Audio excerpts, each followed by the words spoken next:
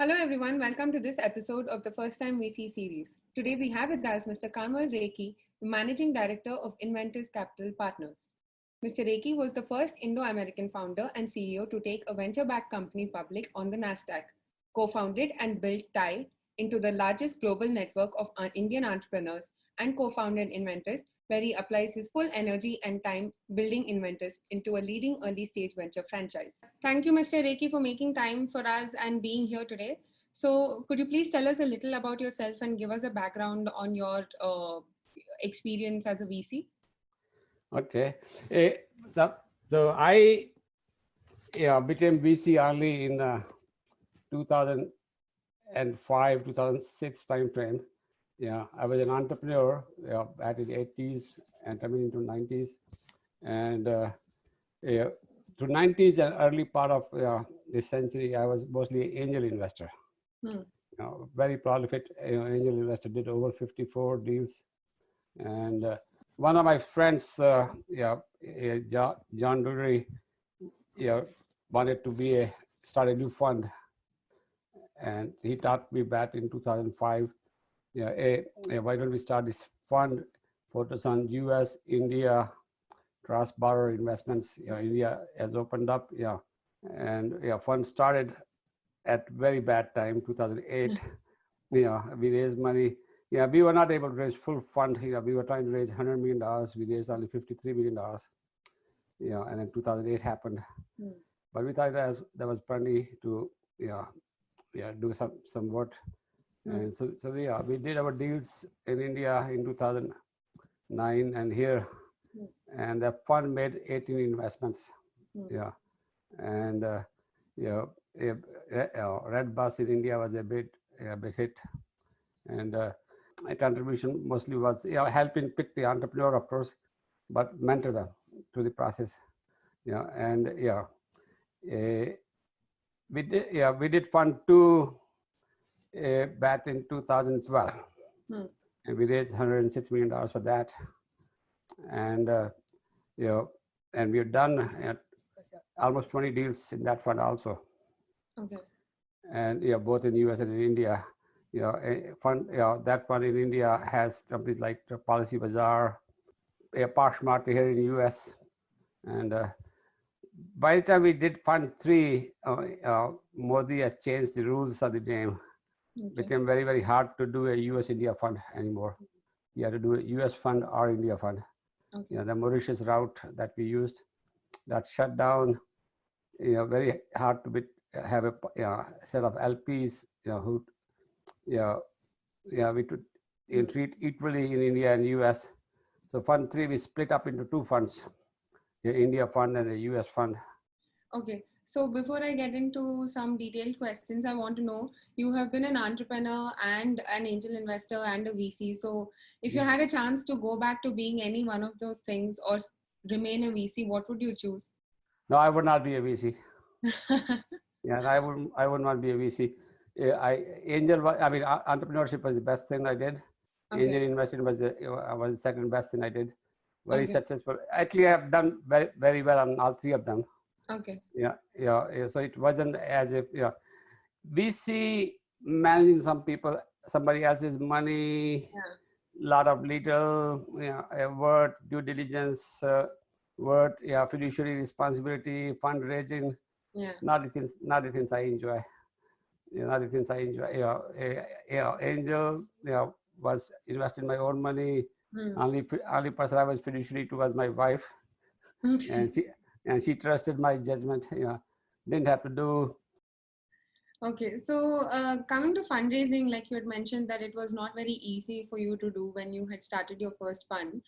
I want to know how was the fundraising back when you started your first fund and now onto your third fund? So how has it changed? Has it gotten any easier? What is the difference between fundraising back then and fundraising now as a VC? So let me give you a couple of broader perspectives, right?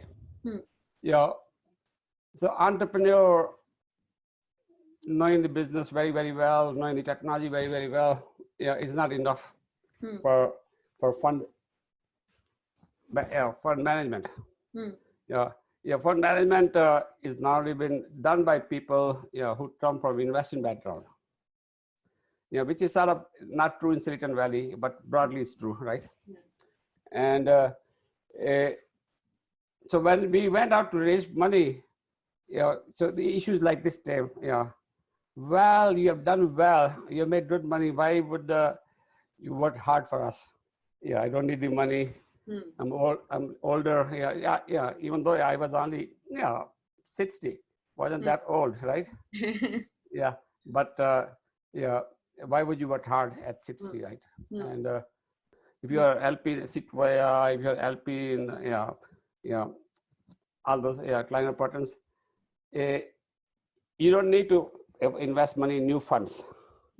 The new fund has all sorts of risks. There's a team risk. Will this team gel together, right?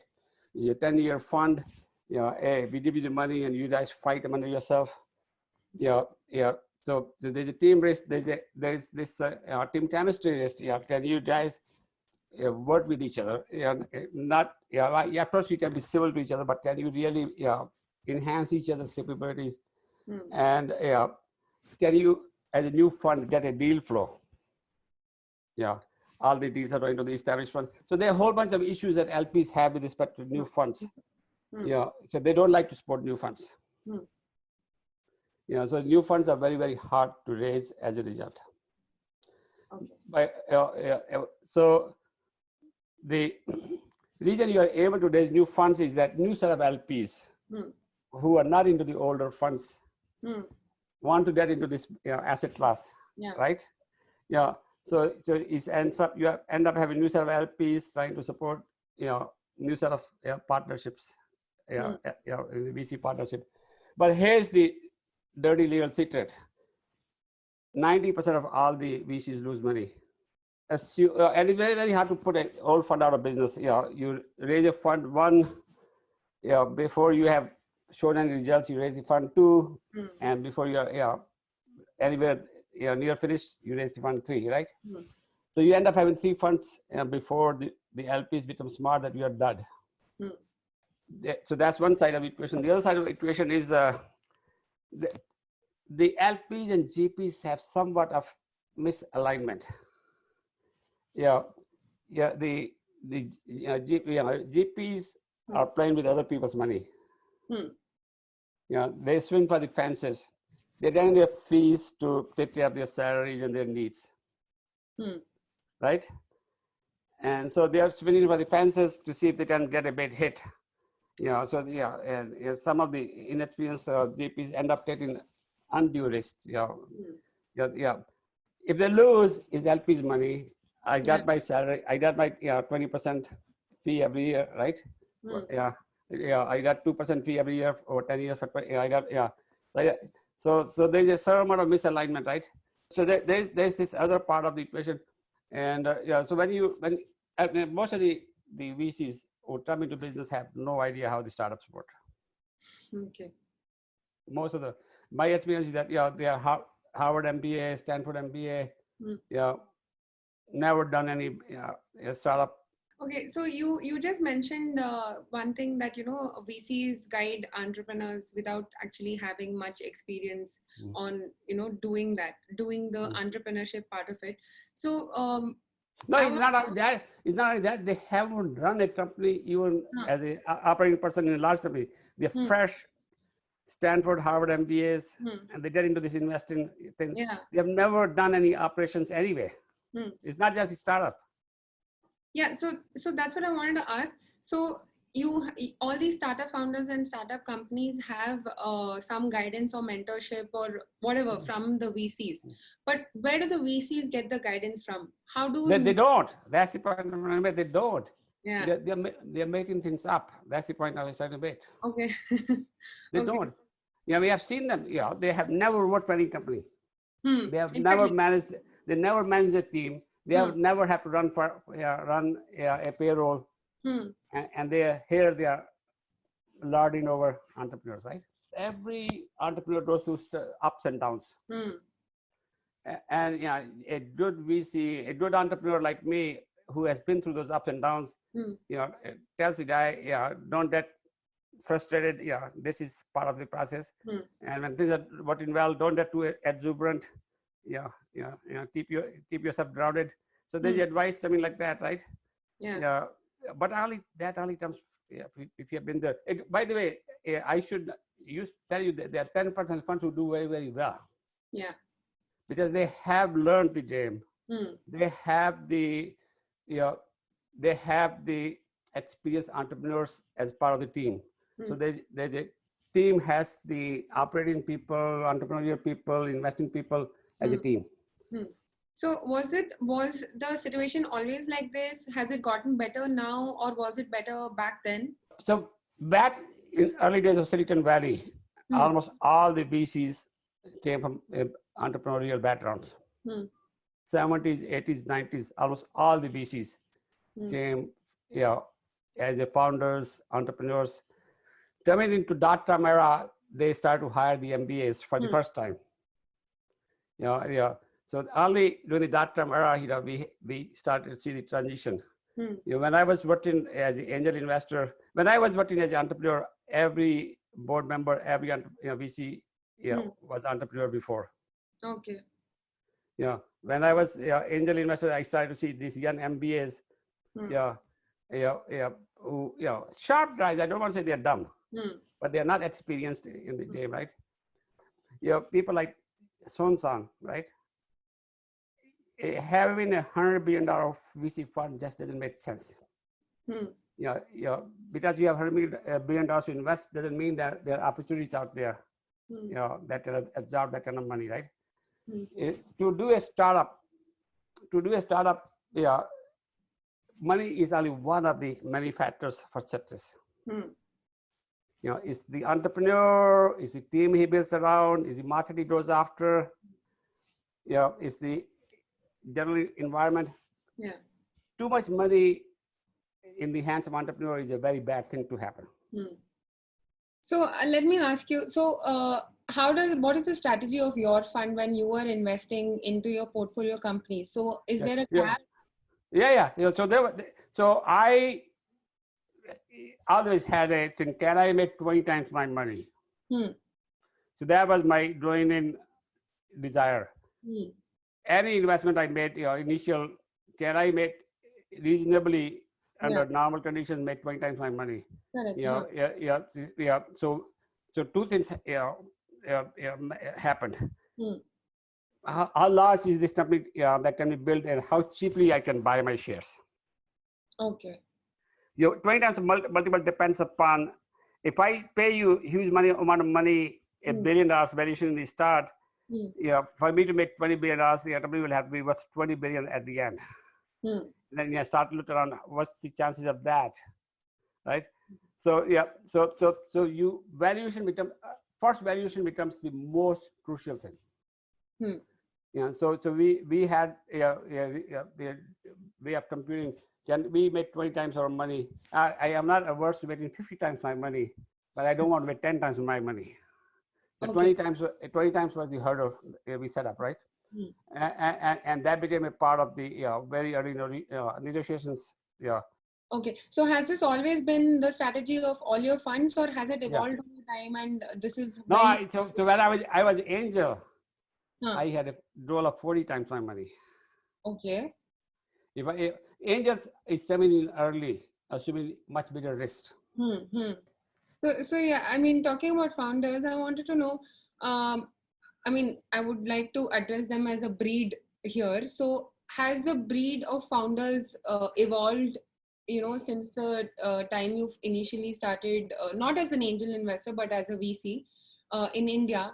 Have you seen them evolve? Have the founders become more passionate, more aggressive, more, yes and no. Some entrepreneurs are arrogant at the start.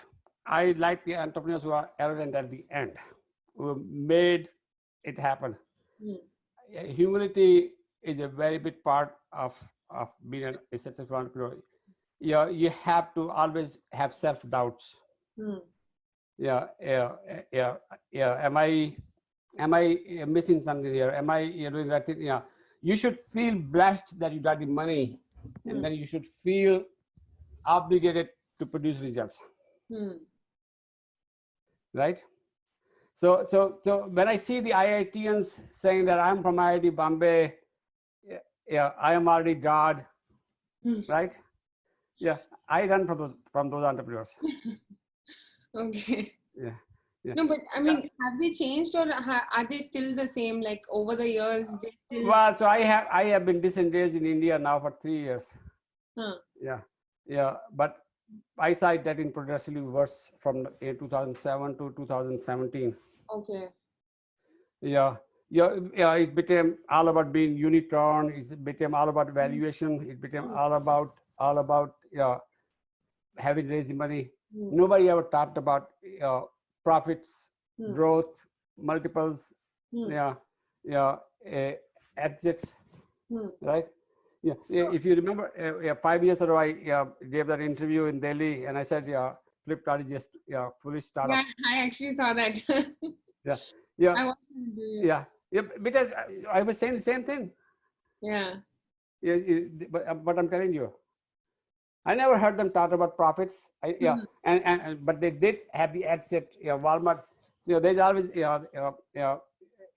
that phenomenon, and everybody thought, hey, there'll be a lot of Walmarts in India. Bailing people out. Very unlikely. Yeah, that was one off, right? So you're talking, this is the situation that you're talking about in India. So how is it in the US? I mean, are they much better off, in terms of founders and the investors?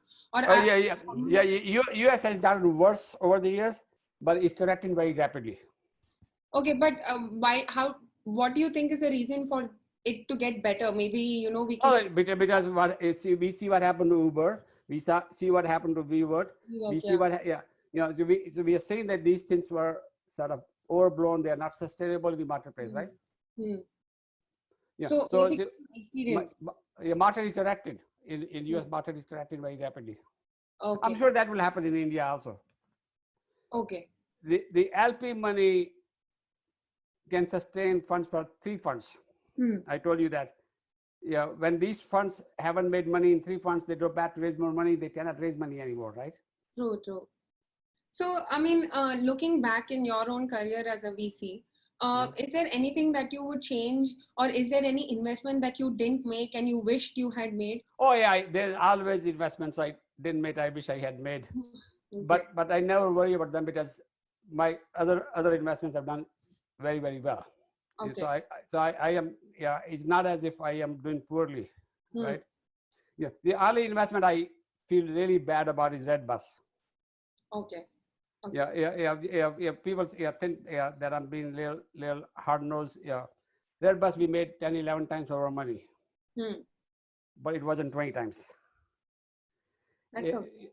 Yeah, no, it wasn't 20 times. But let me finish the story. We sold it when it was profitable, growing very nicely, had $11 million of cash in the bank, didn't need to raise any more money. It was growing 100% year on year. We sold it. I kept telling the entrepreneurs, why are we selling it? Why don't we wait for 3-4 years? Yeah, let this company become 10 times, 20 times as big as it is right now. We only have 5% penetration in the marketplace. Market is still out there for us to have. There is nobody. Yeah, we are number one. We are profitable. We are growing nicely, but we sold.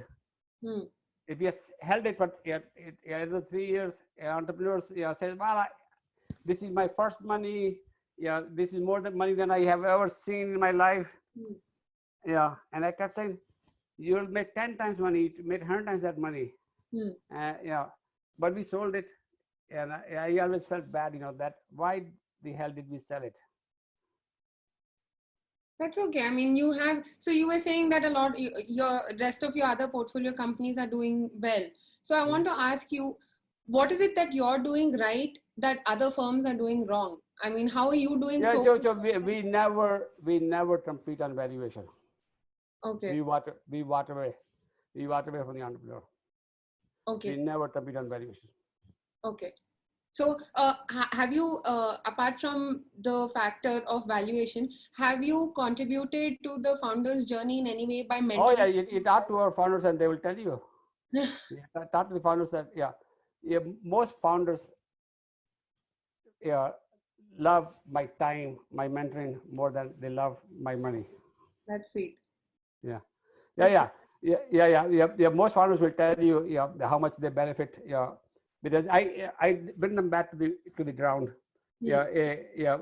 Focus them on what is that they need to be doing. What is your short game?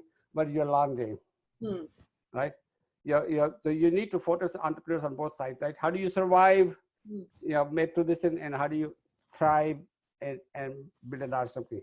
Those two things you have to keep. So most entrepreneurs love yeah, the mentoring. See, I tell people, you can have my money, but my time typically is worth a lot more.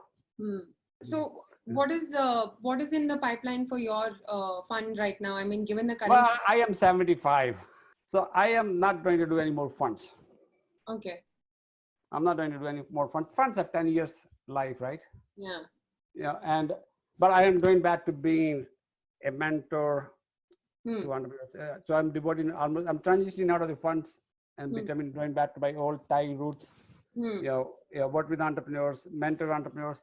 I love young entrepreneurs. Yeah. I've written. I can never tell which entrepreneur is going to win, but I can almost 100% accurately tell who's going to fail.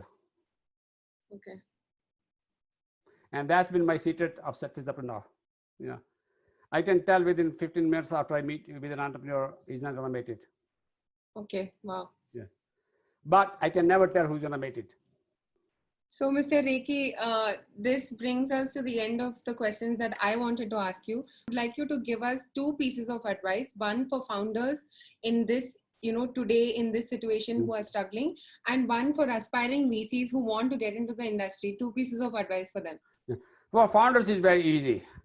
Founders is very easy. You are here to build this profitable growing company with as little capital as possible.